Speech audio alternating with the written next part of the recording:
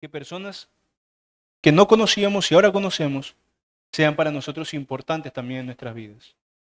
Y esto lo vemos en la vida de la iglesia. Para el Señor fue algo muy importante mostrarle a los apóstoles que la deferencia, que el amor que sentían por su pueblo judío tenía que ser el mismo que tenían que sentir por los desconocidos, en este caso étnicamente, ¿no? En cuanto al nacionalismo y los que son fuera de su nación. El Señor les tuvo que mostrar mediante lo que ya sabemos, ¿no? El día del Pentecostés, las lenguas que caían sobre otros, sobre los gentiles. El Señor les mostró que ese amor tenía que ser para adentro y para afuera, que el cristiano debe vivir una vida de amor. Sin embargo, también sabemos que aunque estamos llamados a eso, y por más glorioso que este vínculo sea, el vínculo espiritual que nos une, aunque no tengamos uniones de sangre, aún así sucede entre la familia de la fe en las iglesias que podemos lastimarnos, que somos propensos a lastimarnos mutuamente, así como sucede en cualquier otro vínculo de amistad, de familiaridad. A veces nos ofendemos, nos hacemos daño mutuamente. No es raro escuchar frases como me lastimó más alguien adentro de la iglesia que afuera de la iglesia, como si esa frase significara algo. ¿Por qué? Porque, bueno, en la familia de la fe, en los cristianos, donde debe reinar el amor, las fallas, aunque son las mismas que podemos encontrar en otros lugares, pues duelen más porque uno tiene una expectativa diferente de lo que un cristiano debe dar de sí. Muchas de estas heridas que alguien puede sentir que que le ha sido hecha por un hermano suyo, aunque son reales, también vienen de nuestras mismas expectativas que son algunas veces irreales. Porque son expectativas irreales con respecto de la iglesia. ¿Por qué me dolería más la falla o me sorprendería más la falla de un cristiano que de alguien que no es cristiano? Porque yo espero del cristiano algo que probablemente no debería esperar, que es perfección. No es un error particular de nosotros, claro, porque el mismo mundo suele decir cosas de ese tipo. El mismo mundo suele decir cosas como, mira, fulano hace tal o cual cosa y eso que es cristiano. El mundo suele decir esas cosas. Porque muchas veces aluden a situaciones que incluso que si se las observara en otra persona no dirían nada. Por ejemplo, ven a fulano de tal que es cristiano en algún momento de estrés, molestarse y levantarle la voz a una persona y dice, mire, eso que es cristiano. Pero muchas veces no piensan las personas que no son cristianos. Pero tú no harías lo mismo, indiferentemente de juzgar si la situación es correcta o no, sino que no se reconoce en el cristiano su humanidad propensa al error, que es algo que nosotros deberíamos reconocer particularmente, porque es una de las razones por las cuales nos hemos hecho cristianos. Reconocernos insuficientes, reconocernos necesitados de Dios. Entonces nosotros muchas veces tenemos esas mismas expectativas irreales con respecto de nosotros mismos, porque a veces asumimos quizás justamente que el llamado del creyente es tan alto, es moralmente tan especial, que debería manifestar una imagen de virtud. Y eso es cierto, pero ya en otras escuelas sobre la virtud y sobre la santidad hemos visto que una cosa es lo que deberíamos aspirar, otra cosa es la débil realidad que vivimos y en la cual tropezamos muchas veces. Y a esto me quiero referir con expectativas irreales entre nosotros. Que muchas veces a nosotros los cristianos, para aterrizar en nuestro caso particular, entre nosotros, entre los hermanos, nos ofende cosas en los otros que como ya yo en mí mismo he dominado, entonces cuando lo veo en los otros, me parece imperdonable. O a veces peor, a veces me ofenden cosas de los otros que yo mismo hago, pero cuando yo las hago las excuso. Pero si otro la hace, me ofende, porque no soy compasivo, no soy misericordioso. O el Señor Jesús lo diría de esta manera, porque antes de ver la viga en mi ojo, veo la paja en el ojo de mi hermano. Y eso, por supuesto, hermanos, dificulta tener una relación de amor, de virtud, de comunión con mis hermanos. ¿Por qué? Porque eso genera rencor. Y el rencor Por supuesto, no es algo muy bueno para el amor y la relación de los cristianos debe ser una relación de amor. Cuando nos topamos con esto, que mi hermano me puede ofender, que yo pueda ofender a mi hermano porque es una realidad que yo tengo que asumir, que muchas veces somos injustos en nuestros juicios, es allí donde es imprescindible para nosotros entender que el perdón para un cristiano no es un consejo y ya, no es algo piadoso que podríamos o no hacer, sino que el perdón para el cristiano es una necesidad para la salud del cuerpo, para el bienestar de la comunión del cuerpo de Cristo. Y claramente es una virtud por la que el cristiano debe batallar por alcanzarla, porque como veremos, es algo que nos es difícil. Perdonar para nosotros suele ser difícil, para algunos es más fácil que otros, pero en general el hombre le es difícil perdonar porque los agravios, cuando son sobre uno mismo, a veces se maximizan. Hay un dicho popular que suele decir la gente que es que el que la hace lo olvida, el que se la hace no. Y este dicho, que me parece triste, porque en realidad viene de la aceptación del rencor como forma de vida, es triste aún más porque refleja la realidad. Porque normalmente las personas, a las personas nos cuesta perdonar. Y algunos dirán, no, lo que pasa es que no me ha pedido perdón, puede ser. Pero a las personas les cuesta perdonar aún cuando el que ha hecho algo pide perdón. Porque te sientes dañado, porque sientes que no hay nada que te pueda decir, porque el daño ya está hecho. Eso también lo dice, ¿no? Ya el daño está hecho. A las personas les cuesta perdonar, a nosotros también nos cuesta perdonar. Y es sobre este asunto que estudiaremos el día de hoy. El perdón, particularmente el perdón entre los hermanos en la fe, entre los cristianos. Y para ilustrar cuán entrelazado está el asunto del perdón con la vida de la iglesia, quiero leer un verso que se encuentra en Mateo 18, del 15 al 22. Mateo 18, del 15 al 22 dice así: por tanto, si tu hermano peca contra ti, si tu hermano te hace daño, te ofende, ve y repréndele estando tú y él solos. Si te oyere, has ganado a tu hermano. Mas si no te oyere, toma aún contigo a uno o dos, para que en boca de dos o tres testigos conste la palabra. Si no los oyere a ellos, dilo a la iglesia. Y si no oyere a la iglesia, tenle por gentil y publicano. De cierto os digo que todo lo que atéis en la tierra será atado en el cielo, y todo lo que desatéis en la tierra será desatado en el cielo. Otra vez os digo que si dos de vosotros se pusieren de acuerdo en la tierra acerca de cualquier cosa que quieren, les será hecho por mi Padre que está en los cielos. Porque donde están dos o tres congregados en mi nombre, allí estoy yo en medio de ellos. Entonces se le acercó Pedro y le dijo: Señor, ¿cuántas veces perdonaré a mi hermano que peque contra mí? ¿Hasta 7? Jesús le dijo: no te digo hasta 7, sino aún hasta 70 veces 7. Y este, hermanos, es generalmente un texto conocido como el texto de la disciplina eclesiástica. Y es verdad que es un texto fundamental para el asunto de la disciplina eclesiástica.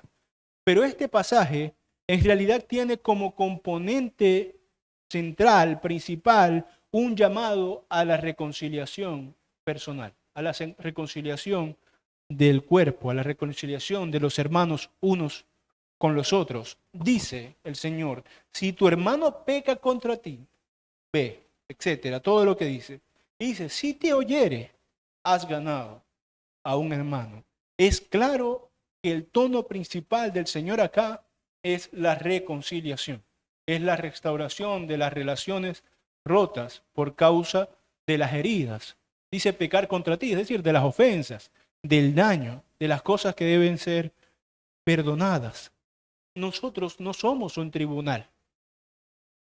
Nosotros no esperamos que para perdonar, como en los tribunales, se resarza lo que se hace. Cuando usted roba, por ejemplo, si es aprehendido, quizás puede ir a la cárcel, quizás no, pero de alguna manera la ley humana buscará que resarza el daño que hizo, ya sea devolviéndolo, dando un valor incluso superior por el daño que ha hecho. Tiene que dar algo. Pero nosotros, para perdonar, no buscamos que se resarza nada. Tan solo, si es que hay algo en lo que debe resarcirse, es el arrepentimiento del que ha hecho daño. El arrepentimiento del que ha hecho daño es suficiente para resarcir aquello que me debe facultar a mí para poder perdonarlo. Cualquier otra cosa, bueno, para eso está la ley humana, ¿no? Si el que ha hecho daño, pues matado, ha robado, ha hecho otra cosa, la ley humana se encargará de eso. Pero no nos compete a nosotros sujetar nuestro perdón a esas cuestiones de la ley. Porque este es el elemento principal de las palabras de Jesús. No la disciplina eclesiástica en tanto la labor administrativa de la iglesia, aunque también habla de eso, sino la reconciliación del cuerpo. Esto que menciona aquí no es simplemente un procedimiento legal para corregir al pecador. Es una enseñanza que está centrada en preservar la paz y preservar la paz restaurando la comunión entre los hermanos. Y todo el proceso que Jesús describe, privado, luego con testigos, luego ante la iglesia, etcétera, tiene como último propósito ganar al hermano, no condenarlo, sino restaurar al hermano. Particularmente en el ejemplo que Cristo da, restaurar mi relación con el hermano. Por eso es que si yo tengo algo contra mi hermano, yo me pongo a cuentas con ese hermano, no lo vocifero. No digo fulano me ha hecho mucho daño, él es una mala persona, no. Yo me pongo a cuentas con ese hermano. Y esta idea acerca del perdón como central en el texto toma fuerza con el hecho de que el apóstol Pedro finalmente, después de que escucha esto, ¿qué es lo que se le ocurre preguntar? No acerca de procesos administrativos de la iglesia, no. Pedro se da cuenta de lo que está hablando Jesús aquí y por eso, en ese contexto de relaciones heridas, de la necesidad de buscar cómo resarcir las cosas, lo que se le ocurre preguntar a Pedro es, ¿cuántas veces perdonaré a mi hermano que peque contra mí? Y esta pregunta surge en Pedro porque se entiende que el asunto de que el Señor estaba tratando aquí no era procedimientos administrativos, aunque lo implicaba, por supuesto, sino que lo que el Señor estaba tratando de explicar aquí era la vida misericordiosa de la iglesia en comunión. Y por eso a Pedro se le ocurre preguntar acerca de esto. ¿Cuántas veces entonces tendré que perdonar a mi hermano que peca contra mí? Entonces, hermanos, si un carácter perdonador es lo que el Señor nos pide, ¿qué cosas tenemos que tomar en cuenta acerca del perdón? Veamos el primer aspecto que quiero señalar acerca de este asunto. Los motivos del perdón. O sea, ¿por qué razón debemos perdonar? ¿Qué beneficio puede darnos a nosotros eso? ¿O cuál es el motivo detrás de la instrucción de la orden bíblica? Porque es una orden bíblica divina acerca del perdón. Yo quiero no responderlo desde una perspectiva solamente pragmática, porque hay, por supuesto, razones pragmáticas, razones sociales evidentes por las cuales perdonar de repente es útil en una comunidad. Por ejemplo, si yo fuera liberal en el perdón, perdono muy fácilmente, quizás tengo la esperanza de que cuando yo eventualmente ofenda a alguien, tome en cuenta que yo soy un hombre perdonador y me perdone fácilmente, ¿no? Si llevamos esto al ámbito jurídico, por ejemplo, en donde hay sistemas legales muy distintos en el mundo, ¿no? Hay sistemas legales que se enfocan en lugar de simplemente el castigo, de buscar alguna manera de reintegración social, todo eso. Entonces, de repente, el perdón, el principio de perdonar, el principio de olvidar las deudas de otro, claro que tiene evidentes beneficios sociales, pero yo no quiero pensar en ese tipo de cosas. Yo no quiero ver en el perdón que está motivado por algún beneficio material, aunque hay beneficios materiales y sociales. Incluso entre nosotros, el preservar la paz en la iglesia es un beneficio social, ¿no? A ninguno le gusta vivir entre personas que se guardan rencor unos con los otros todo el tiempo. Pero quiero pensar en algo más profundo, algo que nos haga quitar los ojos de esos beneficios que son buenos en términos terrenales, que nos da perdonar, y poner los ojos en aquellos beneficios que son espirituales, que son propios de la piedad, del propio acto del perdón. Creo que hay razones más allá de este orden social que se nos demande, que se nos demandan o por las cuales se nos demandan, que nosotros tenemos que perdonar. Y estas razones tienen sentido, por supuesto, para nosotros los cristianos. Quizás no tendrán demasiado sentido para el que no lo sea. Yo observo que una de estas razones, en primer lugar, es el valor de los hijos de Dios. ¿Por qué hay que perdonar? Bueno, una de las cosas que se me ocurre a mí por las cuales la Biblia nos instruye eso es porque para Dios sus hijos son valiosos. Para Dios sus hijos son amados. Y nadie quiere que su hijo sufra, nadie quiere que sus hijos estén en discordia. Si nosotros observamos el capítulo 18 de Mateo, vemos que el evangelista compendia varios dichos del Señor que están relacionados precisamente con el amor entrañable que Cristo tiene por su iglesia y con el amor entrañable por el cual nos pide vivir en armonía. Por ejemplo, en el verso 6 de ese capítulo 18 de Mateo dice: cualquiera que haga tropezar a alguno de estos pequeños que creen en mí, mejor le fuera que se le colgase al cuello una piedra de molino de asno y que se le hundiese en lo profundo del mar. Esto es lo que piensa el Señor sobre aquellos que de alguna forma voluntariamente dañan a sus hijos, que lo que ha reservado para ellos es más horrendo que, bueno, ser tirado al fondo del mar. El Señor ama a sus hijos y por lo tanto los protege como todo padre. También dice en Mateo 18, del 10 al 13, lo siguiente: mirad, y aquí vemos más claramente este asunto. Mirad que no menosprecéis a uno de estos pequeños, a sus hijos, no a sus seguidores, porque os digo que sus ángeles en los cielos ven siempre el rostro de mi Padre que está en los cielos, porque el Hijo del Hombre ha venido para salvar lo que se había perdido. ¿Qué os parece? Si un hombre tiene 100 ovejas y se descarría una de ellas, ¿no deja las 99 y va por los montes a buscar la que se había descarriado? Y si acontece que la encuentra, de cierto os digo que se regocija más por aquella que por las 99 que no se descarriaron, porque aquellas ya estaban seguras, ¿no? Y a esta la vino a buscar, que estaba en peligro. El Señor ama así a su pueblo. Y este es el maravilloso testimonio del amor divino, que se compara con el pastorcito que se preocupa, aún así sea por una sola oveja, aunque tiene muchas otras, que cuida a esa oveja con delicadeza, con amor, que procura su seguridad.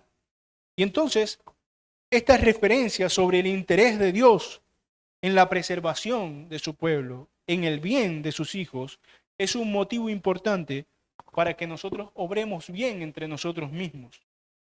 El amarnos como Él nos ama. Este es el primer motivo que yo observo por el cual el Señor nos insta a perdonar, porque Él nos ama. Por lo tanto, no quiere una relación de discordia entre nosotros. El segundo motivo que observo es que debemos ser imitadores de Dios. Esa es otra razón por la cual debemos.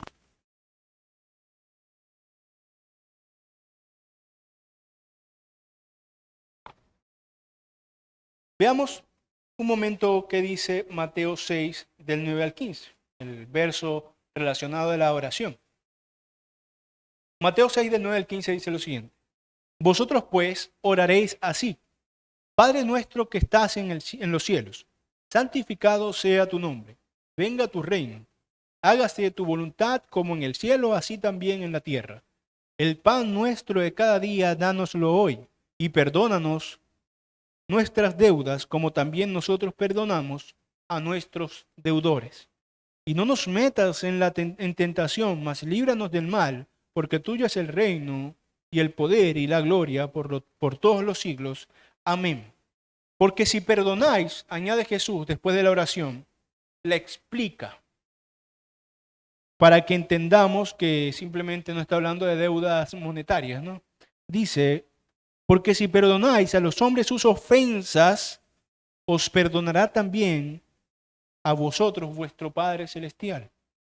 Mas si no perdonáis a los hombres sus ofensas, tampoco vuestro Padre os perdonará vuestras ofensas, dice el Señor.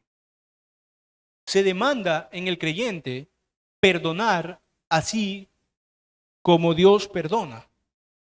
y que si el creyente se identifica a sí mismo como hijo de Dios, ha de hacer el hijo como hace el Padre. El hijo aspira a ser un hijo obediente, bueno e imitador de su Padre.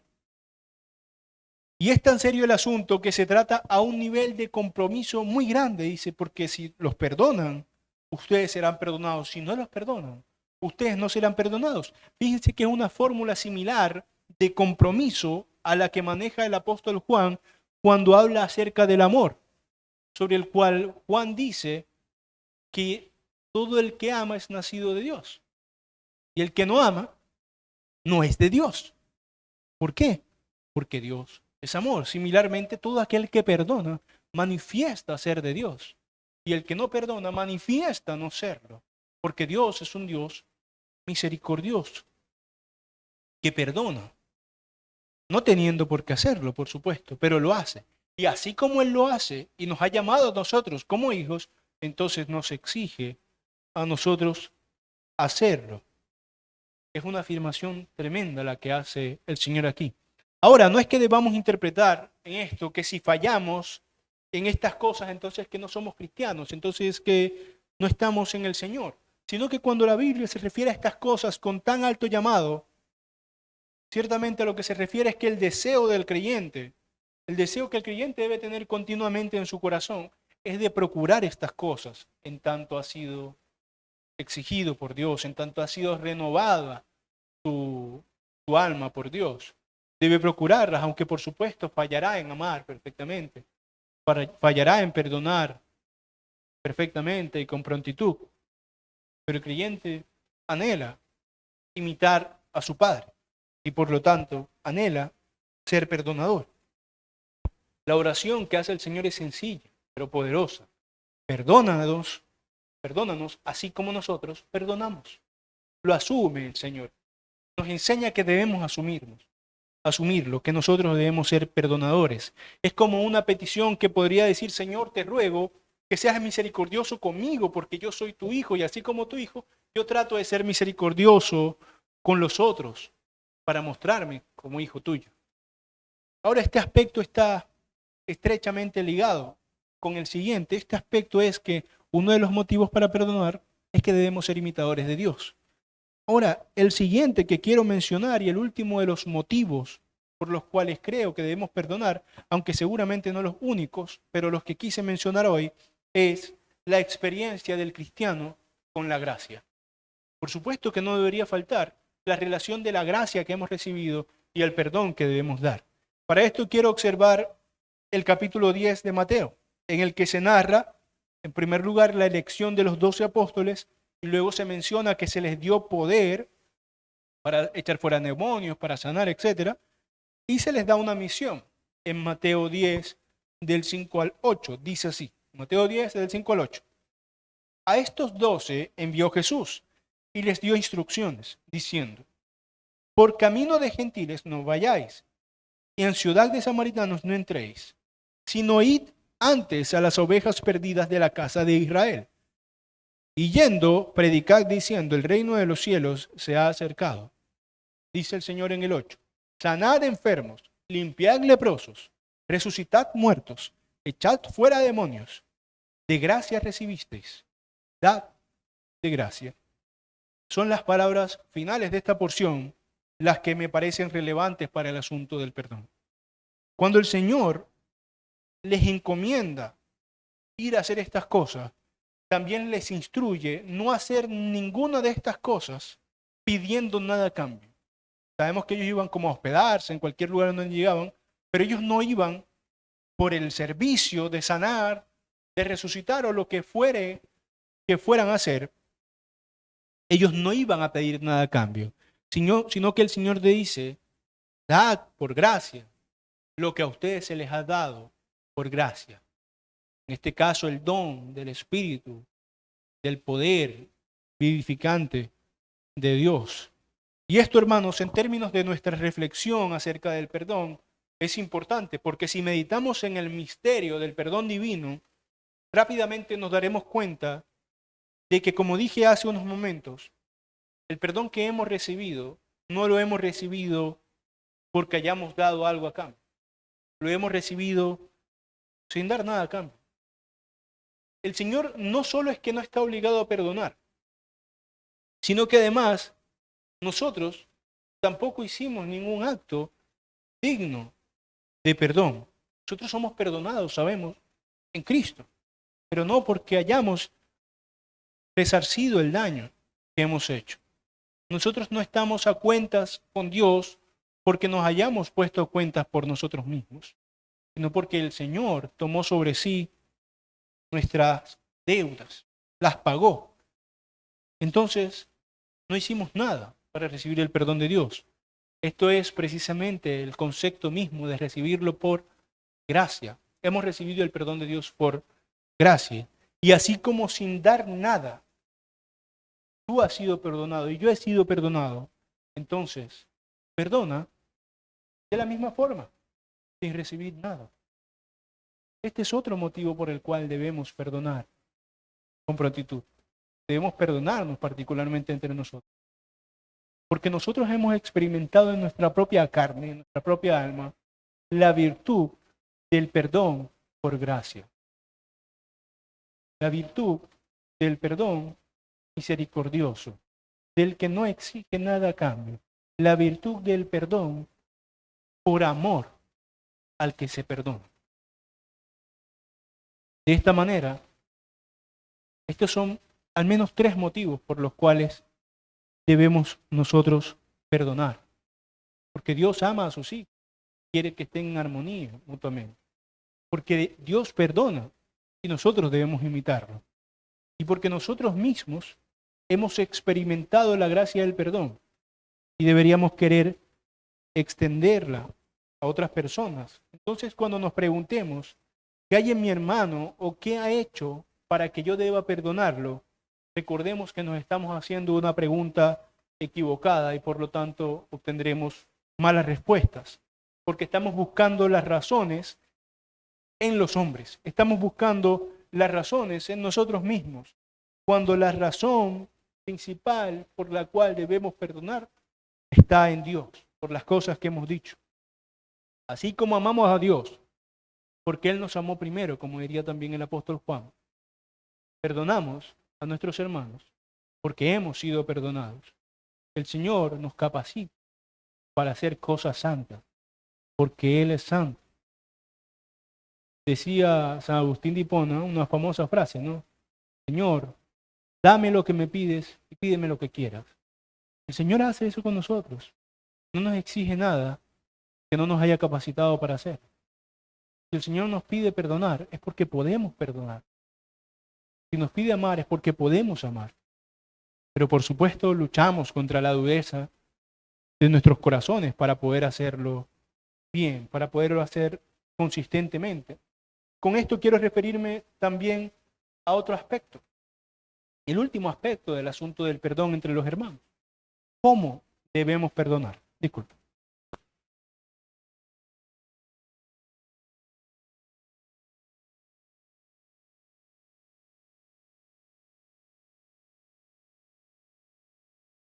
Para este aspecto de cómo debemos perdonar, leeré nuevamente parte del texto de Mateo 18, solo los últimos 2 versos de la porción que leímos. Mateo 18, 21 y 22.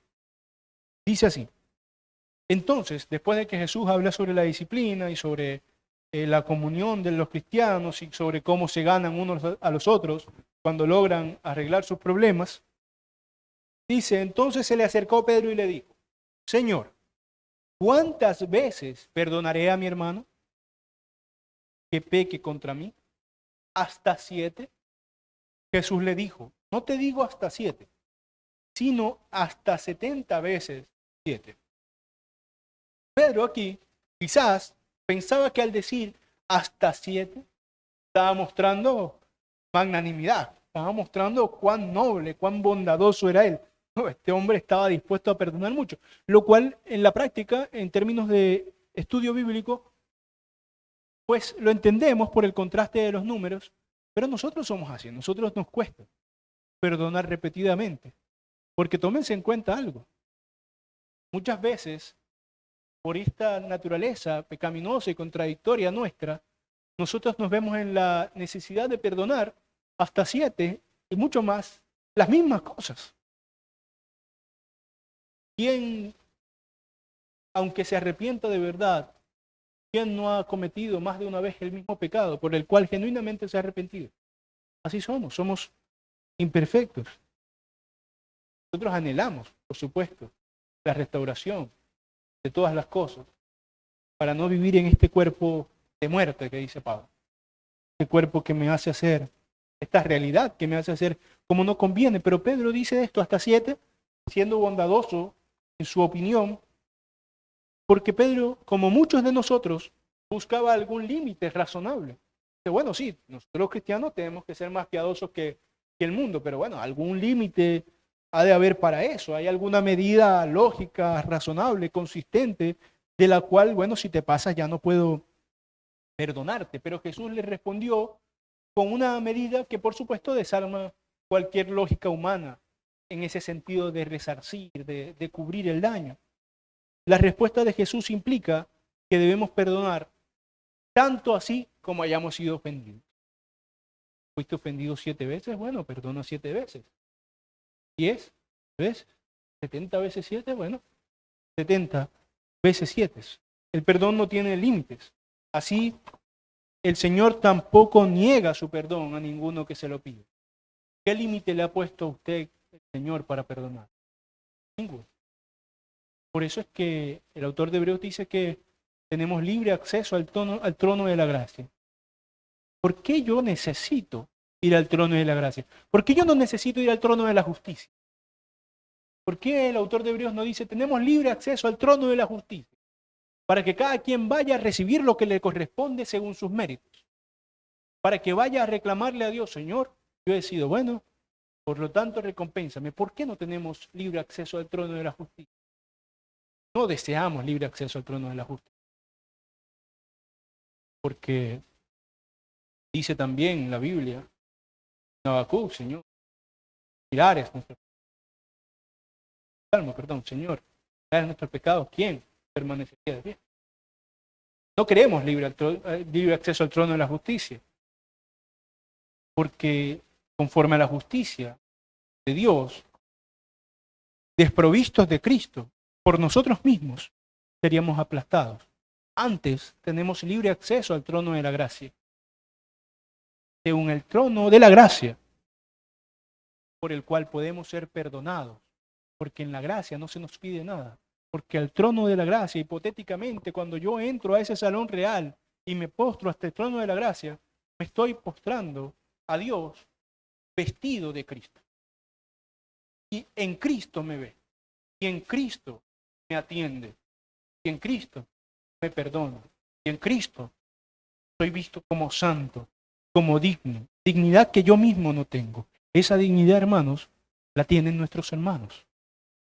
Y nosotros para ellos, entre nosotros, tenemos que ser pequeños tronos de gracia a los cuales tengamos mutuamente acceso. No digo ya solamente perdonar yo a otro, sino que esto también es útil porque yo también quiero ser perdonado. Yo también peco contra mi hermano. Yo también ofendo a mi hermano. Entonces el perdón no tiene límites. Con esta respuesta que el Señor Jesús le da a Pedro, revela que el perdón no puede nacer de una especie de libro de contabilidad moral.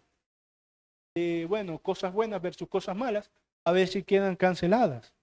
Sino que el corazón transformado del cristiano mana el perdón. Lo que Pedro experimenta en ese momento es lo mismo que cada creyente probablemente debe enfrentar en algún momento cuando le cueste perdonar, que el perdón entre hermanos no es una concesión especial, excepcional. Bueno, te voy a perdonar esta vez. No, sino que el perdón entre hermanos es una marca permanente del reino de Dios. Como somos ciudadanos del reino de Dios, entonces perdonamos. En Lucas 17, del 1 al 4, lo dice de forma aún más clara, hablando sobre un asunto similar. Lucas 17, del 1 al 4, dice, dijo Jesús a sus discípulos, imposible es que no vengan tropiezos, mas hay de aquel por quien vienen. Es más o menos un paralelo de este mismo texto de Mateo 10. Mejor le fuera que se le atase al cuello una piedra de molino y se la arrojase al mar que hacer tropezar a uno de estos pequeñitos. Mirad por vosotros mismos, si tu hermano pecare contra ti, repréndele y si se arrepintiere, perdónale. Y aquí es donde queda totalmente clara esta disposición de Cristo. En el 4. Y si 7 veces al día pecare contra ti, 7 veces al día volviere a ti, diciendo me arrepiento, perdona. Debemos perdonar entonces, plena e indefinidamente, a todo aquel que así lo pida. Y claro, podrán notar que me refiero aquí a algo que no me he referido en las anteriores partes, que la demanda moral del perdón sobre el cristiano recae sobre el caso de perdonar al que le pida perdón, ¿cierto? Pero ¿qué pasa con quienes no nos piden perdón? Y aquí quiero referirme a algo que está claro en la primera sección. Yo creo que por la primera sección nosotros tendríamos, o sea, los motivos para perdonar, tendríamos que tener claro qué hacer con aquellos que no nos piden perdón. Usted no perdona a alguien. Cuando otra persona le dice perdona, deja el rencor en tu corazón, perdónalo, y dice, pero es que no me ha pedido perdón. Está bien, no hay ningún juicio moral que yo pueda hacer sobre usted si no ha perdonado a la persona que no está arrepentida por su agravio. Pero pienso que de las razones que hemos visto en la primera sección, que el Señor ama a sus hijos, que el Señor perdona por gracia y que nosotros hemos experimentado esa gracia, tenemos razones suficientes para que, aunque no sea una demanda moral sobre nuestras cabezas, tener que perdonar a quien no ha pedido perdón, el cristiano debería aspirar a poder perdonar aunque no se le haya pedido perdón. Porque realmente nosotros no tenemos ninguna medida para saber incluso que cuando alguien viene y nos pide perdón, lo pide sinceramente. Y fíjese que el Señor tampoco dice que el que ha pecado 7 veces contra ti y 7 veces vuelve y te lo dice sinceramente. No, el Señor no dice que el que viene y te lo dice sinceramente, te dice perdón sinceramente. No, no dice eso. Aun si no es sincero, nosotros debemos ser llamados a perdonar. Entonces, aunque la demanda moral del perdón sobre el cristiano está sobre el perdón hacia aquellos que le han pedido perdón, aún así pienso que es una meta virtuosa y piadosa del creyente perdonar así sin más. Perdonar de gracia, como de gracia fuimos salvados. De modo, hermanos, que si hay algo que a uno le impida perdonar, que muchas cosas hay, lo mejor que podemos hacer es rogarle al Señor que nos dé la gracia de un corazón perdonador, de un corazón noble, de un corazón que no sea rencoroso, porque cuando perdonas, y por eso es que no hay que enfocarse tanto en si te ha pedido perdón o no, la persona no. Ojalá que perdonemos y pidamos perdón. Ambas cosas son virtudes. Pero no vale la pena enfocarse tanto en eso, porque cuando perdonamos no solamente hacemos bien al que perdonamos, sino que hacemos bien a nosotros mismos, librándonos de la amargura, de la espina del rencor, de la espina del recuerdo que me hace daño, de la espina de la necesidad de que suceda en otro algo sobre lo cual yo no tengo poder de que suceda. Yo no tengo poder de que otro se arrepienta. Pero en mis manos está el extenderle gracia. Y esto no tiene nada que ver con la relación futura o con la confianza futura en que uno pueda tener con alguna persona que ha perdonado. Uno puede perdonar y tomar ciertas medidas para tratar de restaurar la confianza en otro. Porque nosotros somos así. Somos propensos a hacer las cosas de forma parcial. Pero aún más yo diría que el que perdona y quiere perdonar como Dios, olvida un sentido lógico de la palabra en relación al perdón. Ustedes saben que dice la Biblia que Dios olvida los pecados de los hombres. No los olvida en un sentido literal, porque Dios es omnisciente. Si Él olvidara literalmente no sería omnisciente, perdería la memoria.